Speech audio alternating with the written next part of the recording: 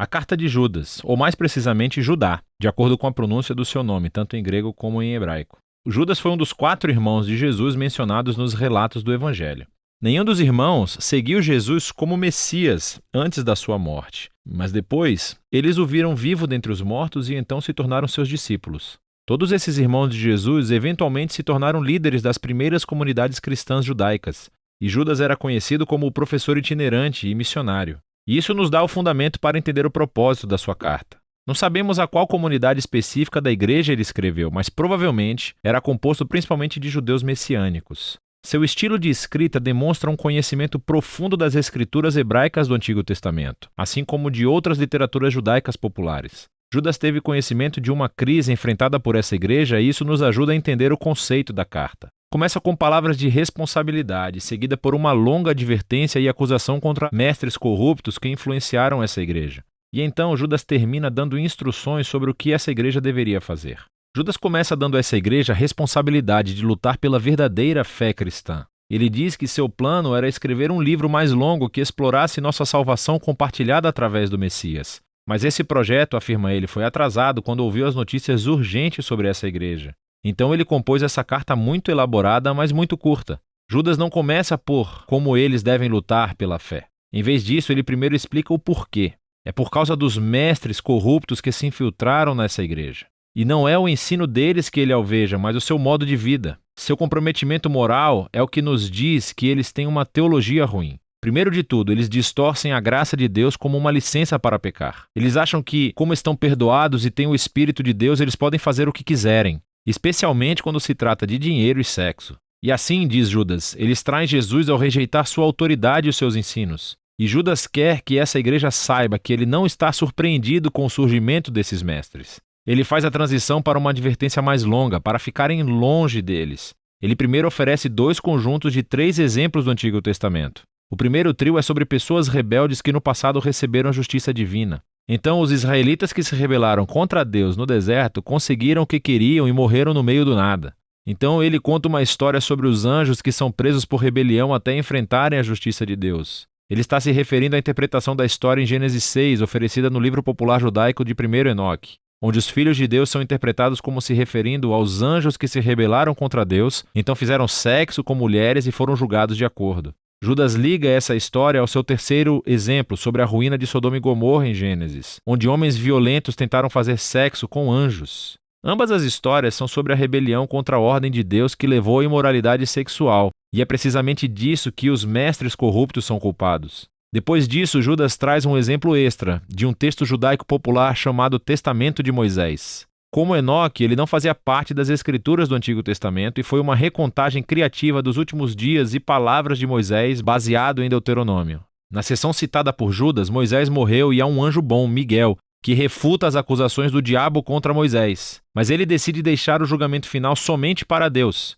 Agora, essas histórias podem parecer estranhas para você, mas para o povo judeu que cresceu com essa literatura, as advertências de Judas fazem muito sentido. O comportamento desses mestres corruptos tem raízes antigas. Rebelião contra a autoridade de Deus, imoralidade sexual, rejeitando os mensageiros de Deus. E isso se conecta ao segundo trio de exemplos. Eles são todos sobre rebeldes que passaram a corromper outras pessoas. Começando com Caim, que assassinou seu irmão e depois construiu a cidade onde a violência reinava. Balaão, o feiticeiro, não conseguiu amaldiçoar Israel e assim os atraiu para a idolatria e a corrupção sexual. E depois Corá, o levita, liderou uma rebelião contra Moisés, que terminou em desastre para os outros. Judas conclui o segundo trio com uma enxurrada de imagens do Antigo Testamento para descrever os mestres. Eles são como os pastores egoístas de Ezequiel, ou como as nuvens sem chuvas de Provérbios, ou como as ondas de caos em Isaías. A alta absorção deles contradiz a afirmação de que seguem a Jesus. Eles criam caos aonde quer que vão. Judas conclui a sua advertência citando 2 outras advertências, uma antiga e outra recente. A primeira vem novamente do livro popular de 1º Enoque, que afirmava conter as visões da antiga figura de Enoque do livro de Gênesis. Agora, o que é fascinante é que essas citações de Judas do capítulo de abertura de Enoque citam cerca de meia dúzia de mensagens do Antigo Testamento sobre o último dia da justiça do Senhor sobre o mal humano. Judas então combina uma antiga advertência de Enoque com uma mais recente dos apóstolos. Pedro, João, Paulo, todos previram que mestres corruptos surgiriam e distorceriam as boas novas de Jesus. E eles mesmos estavam ecoando a advertência inicial de Jesus sobre a mesma coisa. E assim essa igreja não precisa mais de convencimento. Alguém tem que parar esses mestres. Então Judas passa para a incumbência final. Ele começa com a linha de abertura sobre a luta pela fé e mostra como fazê-lo. Com um conjunto muito legal de metáforas, ele descreve a comunidade de Jesus como o novo templo de Deus. E assim, eles devem construir as suas vidas sobre o alicerce da fé santíssima, que se refere à mensagem central de boas novas sobre a vida, morte e ressurreição de Jesus pelos nossos pecados. A igreja deve se construir sobre esse alicerce, através da dedicação à oração, e uma devoção ao amor a Deus através de obediência. E a integridade desse edifício será mantida, ficando em alerta para o retorno de Jesus para trazer a sua justiça e a sua misericórdia. E ao fazer isso, ajudar-se-ão mutualmente a permanecer fiéis. Judas então conclui louvando o Deus que protegerá o seu povo e os impedirá de cair muito longe de sua graça. Essa curta carta de Judas é poderosa e intrigante para muitos leitores modernos, que se perguntam por que ele cita textos que hoje não são considerados parte da Bíblia hebraica, como o primeiro Enoque ou o Testamento de Moisés. É importante lembrar que a cultura judaica nessa época estava imersa em textos religiosos. Jesus, a sua família, todos os primeiros cristãos judeus, cresceram lendo a Bíblia hebraica junto com muitos livros posteriores que foram baseados e inspirados pelas Escrituras. E sabemos que houve debates antigos sobre se alguns desses livros posteriores deveriam ou não ser vistos como parte das Escrituras. Mas, independentemente disso, eles ainda são importantes. Um livro não precisa estar na Bíblia para transmitir uma mensagem importante ao povo de Deus. E, assim, temos muitos textos judaicos desse período. Eles são conhecidos hoje como as coleções dos apócrifos, também chamados de livros deuterocanônicos, assim como os pseudepígrafos. Todos esses foram preservados e lidos nas comunidades judaica e cristã, e foram tratados com grande respeito. Isso não significa que eles foram originalmente concebidos como parte da Bíblia hebraica, mas fazem parte da tradição bíblica.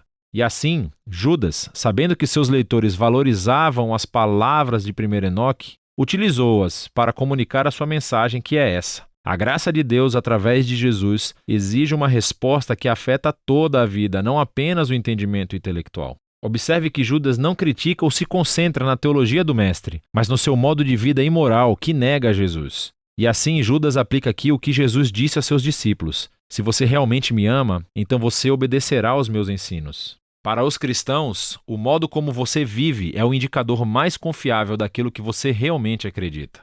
É disso que trata a carta de Judas.